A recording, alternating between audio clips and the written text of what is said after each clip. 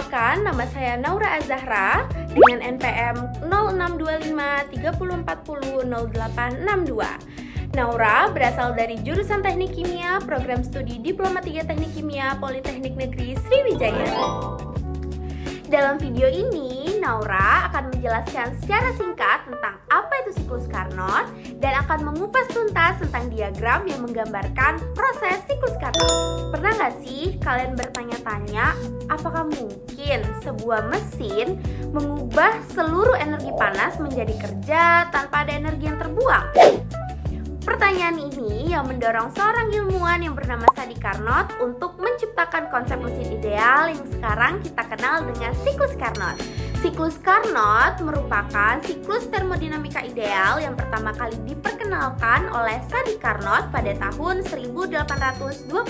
Siklus ini menggambarkan tentang sebuah mesin kalor yang bekerja dengan memanfaatkan perpindahan panas dari reservoir yang bersuhu tinggi menuju reservoir yang bersuhu rendah untuk menghasilkan kerja. Walaupun dalam praktiknya tidak ada mesin yang benar-benar mengikuti siklus Carnot secara sempurna, tetapi siklus ini tetap digunakan sebagai acuan teoritis karena memiliki efisiensi maksimum yang bisa dicapai oleh mesin kalor. Dalam siklus Carnot terdapat 4 proses utama. Proses yang pertama yakni kompresi adiabatik. Proses yang kedua, ekspansi isotermal. Proses yang ketiga, ekspansi adiabatik. Dan proses yang keempat yaitu ada kompresi isotermal. Keempat proses ini membentuk satu siklus tertutup yang digambarkan dalam diagram termodinamika. Perjalanan kita mulai dari titik A menuju ke titik B. Proses ini disebut dengan kompresi adiabatik. Adiabatik berarti tidak ada perpindahan panas antara sistem dan lingkungannya. Pada tahap ini, gas dikompresi sehingga volumenya menurun dan tekanannya meningkat.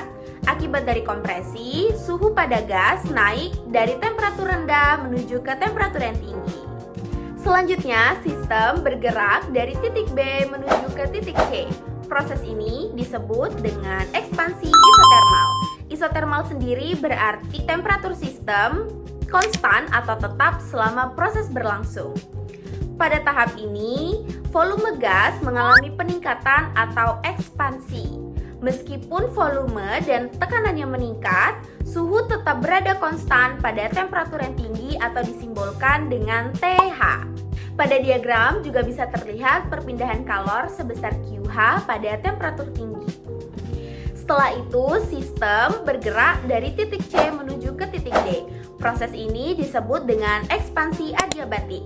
Karena bersifat adiabatik, tidak ada perpindahan panas selama proses berlangsung.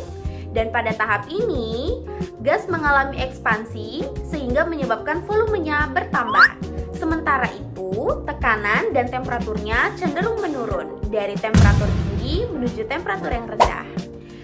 Proses terakhir berlangsung dari titik D kembali ke titik A. Proses ini disebut dengan kompresi isotermal. Isotermal adalah kondisi di mana temperatur tetap konstan selama proses berlangsung. Pada tahap ini, volume gas mulai berkurang karena mengalami kompresi.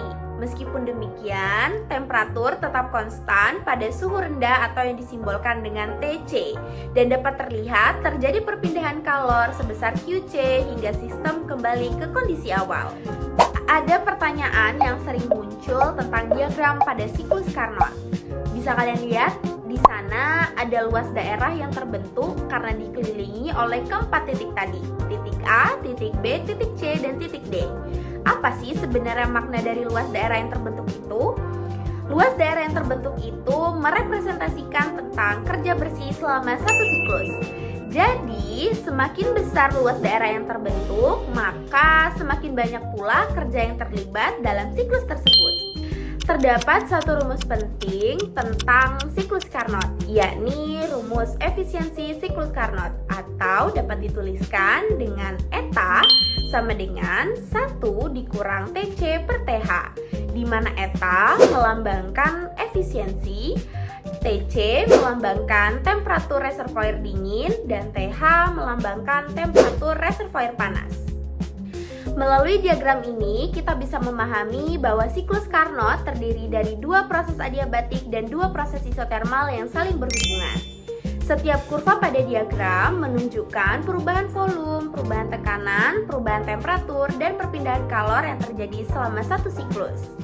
Setiap rumus yang kita pelajari juga menggambarkan bagaimana efisiensi suatu mesin termal dipengaruhi oleh suhu reservoir dingin dan suhu reservoir panas.